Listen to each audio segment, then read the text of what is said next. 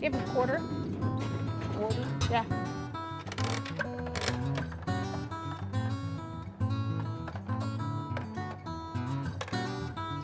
See?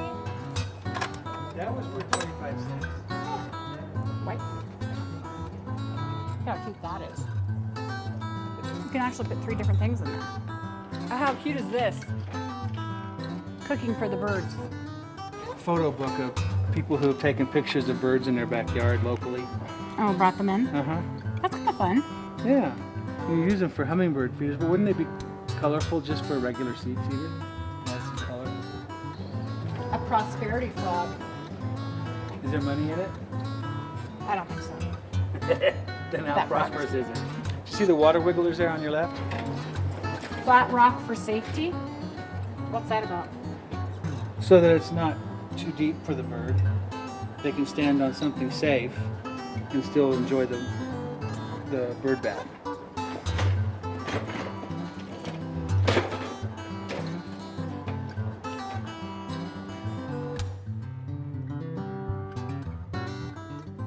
So Keith, even though I'm a gardener and own a garden center, shopping for gardening gifts is one of my all-time favorite activities. Well, you look like you were having fun. I always have fun. I think women had just a general love of shopping. Yeah, but gardening is so universal and there's so many great things for kids. So I want to share with everybody some of the great things that you can find in a garden center. Even though it's wintertime, there's a lot of great ideas. Well, we pulled a lot of stuff together on the table here, and you know, a lot of people aren't comfortable with giving plants. Plants can be kind of a personal thing that, you know, especially like for somebody like me who likes to grow orchids. Well, you're an orchid dork, so it's really hard to buy you an orchid you probably don't already have. Well, exactly. So if you're not sure about buying the plant, buy an accessory to go with the plant. I mean, a good example would be the orchids. You know, orchids are beautiful things. This Phalaenopsis is spectacular, but it always looks better in a pretty orchid pot. That's kind of Voila. like one of those cooking shows, before and after. Exactly. So buying these sorts of beautiful orchid pots where your friend can switch out his plants as they're blooming or her plants as they're blooming and bring them indoors and enjoy them would be very nice. Now, poinsettias and things like that, though, they make great gifts for those families that you're going to visit for the holidays, or you're going to someone's house for dinner. Even for this, you know, for any of the holidays, any of the holiday parties that you might be attending, it's a great little something something to give them that adds a little bit of color to the household. I'm feeling very Bronco inspired here. Hey, go Broncos. So what other gifts do you have on your side of the table? Well, books are always great, and it's hard to find gardening books that are good for this particular climate. And I found this one over here by Marcia Tatro. It's a great one called Cutting Edge Gardening in the Mountain West. And that has some really good information, especially if you know somebody who's just getting into gardening or has moved here from another state and is needing to learn our particular climate and conditions. Well, anybody who is a gardener, it just has so many beautiful illustrations. It makes a great coffee book table as well. Great ideas in there. And then, of course, guys that garden always like their gadgets and tools and things. So you can. I can't I could never have imagine. too many tools. Never have too many tools. Things like these great dram water wands and nozzles. These work beautifully in the yard. I have them all over. Every house They has fit something great like in that. a stocking too. Yeah, they do. And so does this. This is a little, the little digital meter for measuring the pH of your soil. And they have all kinds of new digital meters out there for soil moisture and pH and so forth. And these are always fun to have around. It's almost like one of those meat forks, you know, when you're barbecuing. Where's Chef Mick? Exactly. What else? Well, I really like the idea of having the bat houses and bird houses. Anybody who maybe has everything they need for the inside of their house, this is a great item that they can have outside of the house and enjoy, especially some of the bird houses and bird feeders that you can purchase, feeding the birds all winter long, enjoying watching them come and go. Well, exactly. Bat houses are great because bats feed on a lot of insects and they help reduce the mosquito populations and things like that.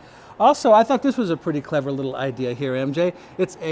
It's a wreath made out of materials for birds that can land on here and yank the cotton and the feathers and stuff like that out and make their own nests out of this. And sometimes nesting material isn't really easy for birds to find. It's like having Discovery Channel.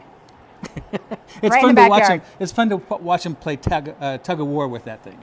Well, I love that, but one of the things that's really important to me, you know, I've got a couple of kids at home, and it's nice to find activities or products for them where they can get outside and have fun and learn a lot about gardening, especially like their vegetables, because it's been proven repeatedly that if kids understand and appreciate and see how the vegetables grow, they're more likely to eat them. So Well, exactly. I was shopping out there, but one of my favorites is this actually has test tubes, so they Okay. can see how the roots of the vegetables grow, like carrots. So they get to actually see it transform into a carrot, so it makes it a little bit more informative, and hopefully gets them to eat their vegetables that were growing in the garden. Well, exactly. I noticed you have a bunch of kids' things here, like a tool set and Well, tool set, this is to recycle a water bottle and turn it into light. Pressing flowers. This is, along with your birdhouse, this is to actually build and paint their own little birdhouse. So it's a great activity to do on a winter day yeah. inside the house. And it gets kids out in nature, gets them away from the television, gets them outside and appreciating nature and everything it has to offer. Well, then finally, for those of you who want to give something to a person who is in an office during the day, I saw these little tabletop fountains. And tabletop fountains are great on your office desk or in the office somewhere. You hear the sound of the water. It puts all those positively charged ions in the atmosphere. For It's those just a Secret nice Santa thing. gifts Yeah. for at work. You know, the Exactly. Secret Santa program, you never know what to do. That's a perfect item. And if you do have someone and you know that they have a little bit of sun in their office, these little fairy gardens that you can get, some of the garden centers, are just fantastic. Those They're are really just- popular, aren't they? They've become very popular, and it's because it's very personal and it's kind of whimsical.